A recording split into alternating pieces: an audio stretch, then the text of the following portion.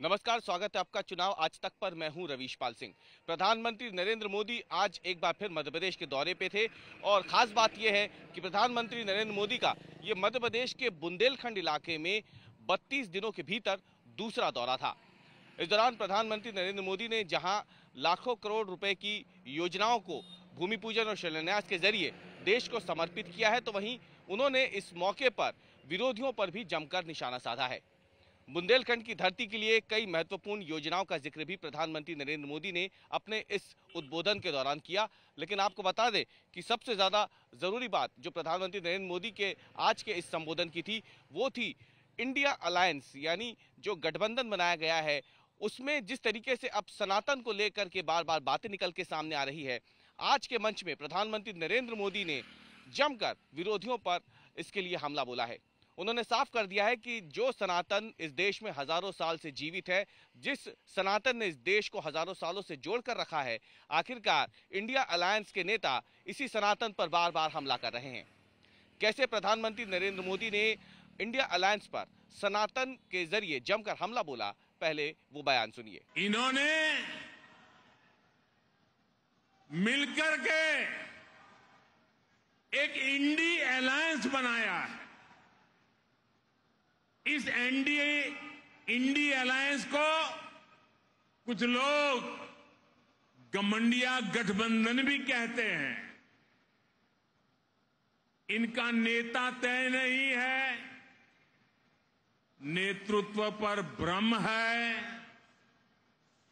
लेकिन इन्होंने पिछले दिनों जो मुंबई में उनकी मीटिंग हुई थी, मुझे लगता है उस मीटिंग में उन्होंने आगे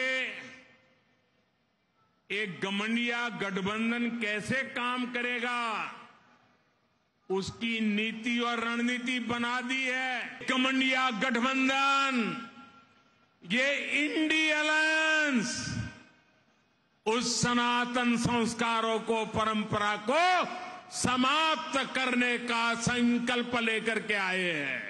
आज इन लोगों ने खुल करके बोलना शुरू किया है, खुल करके हमला करना शुरू करके दिया है। कल ये लोग हम पर होने वाले हमले और बढ़ाने वाले हैं। देश के कोने कोने में हर सनातनी को, इस देश को प्यार करने वाले को, इस देश की मिट्टी को प्यार करने वाले को, इस देश के कोटि कोटि जनों को प्यार करने वालों को, हर किसी को सतर्क रहने की जरूरत है। तो आपने प्रधानमंत्री नरेंद्र मोदी को सुना और आपको बता दें कि ये मौका था दरअसल मध्य प्रदेश के बीना में 50,000 करोड़ रुपए की लागत से बनने जा रहे पेट्रोकेमिकल कॉम्प्लेक्स के भूमि पूजन का। इसके साथ ही मध्य प्रदेश के अलग अलग इंडस्ट्रियल यूनिट्स और आईटी पार्क का भी भूमि पूजन प्रधानमंत्री नरेंद्र मोदी ने यहां से किया। कुल मिलाकर के मध्य प्रदेश को आज करीब 2 लाख करोड़ रुपए की योजनाओं की सौगात प्रधानमंत्री नरेंद्र मोदी ने दी है। इसके साथ ही प्रधानमंत्री ने इस बात का भी जिक्र किया कि कैसे मध्य प्रदेश में पिछली सरकारों ने बुंदेलखंड को खासतौर से अनदेखा किया, लेकिन डबल इंजन की सरकार यानी केंद्र और राज्य दोनों जगहों पर भाजपा की सरकारों ने बुंदेलखंड का जो इलाका है उसके विकास को लेकर के काम किया है। उसको अगर देखा जाए तो वहां पर न केवल अलग अलग औद्योगिक परियोजनाएं लाई जा रही हैं, बल्कि सिंचाई के लिए भी केन बेतवा जैसी महत्वपूर्ण परियोजना लाई जा रही है। इस पर भी प्रधानमंत्री ने क्या कुछ कहा, वो भी सुनिए। आज मुझे मध्य प्रदेश के विकास, उस विकास को नई गति देने वाली अनेक परियोजनाओं का भूमि पूजन करने का अवसर मिला है। ये परियोजनाएं इस क्षेत्र के औद्योगिक विकास को नई ऊर्जा देगी। इन परियोजनाओं पर केंद्र सरकार 50,000 करोड़ रुपए से ज्यादा खर्च करने वाली है। आप कल्पना कर सकते हैं 50,000 करोड़ क्या होता है? हमारे देश के बहुत सारे राज्यों का पूरे साल का बजट भी इतना नहीं होता है जितना आज एक ही कार्यक्रम के लिए भारत सरकार लगा रही है। तो कुल मिला के देखें तो प्रधानमंत्री नरेंद्र मोदी ने बुंदेलखंड की इस धरती के जरिए जहां एक तरफ विरोधियों पर जमकर निशाना साधा, तो वहीं दूसरी तरफ उन्होंने बुंदेलखंड और मध्य प्रदेश को जो सौगातें मिल रही है उसका भी जमकर जिक्र किया है।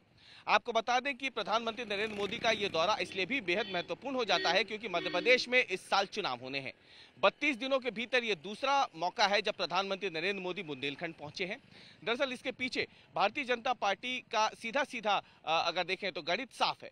वो इस दौरों के जरिए प्रधानमंत्री नरेंद्र मोदी की जो छवि है उसके जरिए एक तरीके से अपनी स्थिति को मध्य प्रदेश में मजबूत तो बताती रही है और भी मजबूत करना चाहती है। चुनाव है, जाहिर सी बात है, प्रधानमंत्री के चेहरे पे एमपी में वैसे भी भाजपा चुनाव लड़ रही है।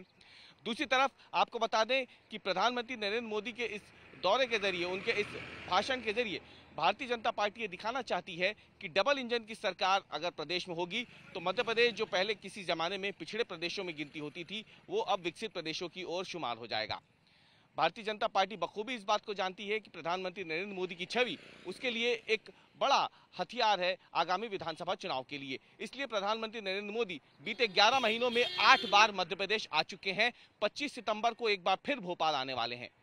इसके साथ ही भारतीय जनता पार्टी मध्य प्रदेश की जो आरक्षित सीटें हैं विधानसभा चुनाव के मद्देनजर अगर देखें, खासतौर से बुंदेलखंड के इलाकों पे, तो उस पर भी खास नजर रखे हुए है। और यही वजह है कि 12 अगस्त को प्रधानमंत्री नरेंद्र मोदी संत रविदास स्मारक के भूमि पूजन के लिए सागर पहुंचे थे और आज जब वो बीना पहुंचे तो उन्होंने इस बात का जिक्र किया कि वो संत रविदास की बातों का जिक्र करते हुए उन्होंने इस बात को कहा भी कि उनका सौभाग्य है कि वो 32 दिनों के भीतर दूसरी बार बुंदेलखंड की धरती पे आ रहे हैं।